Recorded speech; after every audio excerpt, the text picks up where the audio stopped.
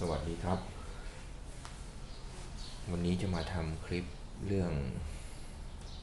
การใส่นมหนูครับเวลาถอดตะเกียงออกมาเพราะว่าบางทีใส่เข้าไปแล้วเนี่ยเข็มน้ำมันมันงอแล้วก็เสียเยอะจะมีวิธีแก้ไขยังไงเพราะว่าเพื่อนๆถามเข้ามานะครับก็เลยจะมาทำให้ดูถอดหัวนอกออกถอดหัวในตะเกียงออก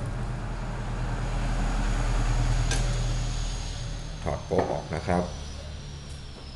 แล้วก็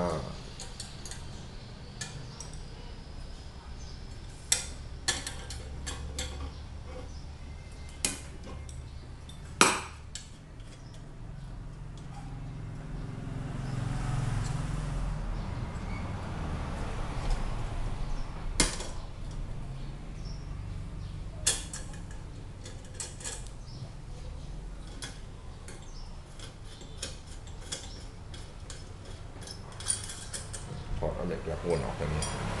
พอเราเปลี่ยนนมหนูนะครับพอเราเปลี่ยนนมหนูไม่ใช่เปลี่ยนนมหนูสิพอเราเปลี่ยนเข็มน้ำมันเสร็จปุ๊บเอาเข็มน้ำมันใส่แล้วเนี่ยเราเราจะใส่หลักวนพร้อมกับนมหนูเนี่ยโอ้ยน้ำมันพร้อมกับนมหนูเนี่ยลงไปเลยพอใส่ลงไปเสร็จปุ๊บมันก็จะไปทับเข็มน้ำมันเนี่ยครับจะทับเข็มน้ำมันเนี่ยทำให้เข็มน้ำมันเนี่ยมันงอวิธีแก้ไขก็คือเราก็ถอดครับถอดหัวนมหนูอย่างเงี้ยอย่าเพิ่งเอานมหนูเนี่ยใส่ไปพร้อมกับหลักวนก็คือใส่ลงไปอย่างนี้ก่อนใส่หลักวนลงไปอย่างนี้ก่อนให้เข็มมันโผล่ขึ้นมาก็คือใส่อย่างเงี้ยครับเนี่ยให้เข็มโผล่แบบนี้ก่อน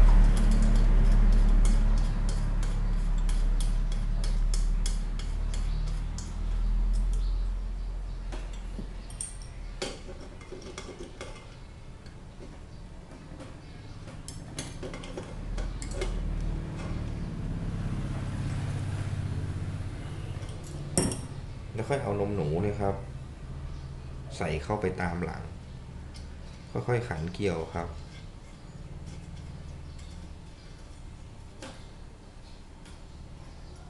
นี่ครับเข็มโผล่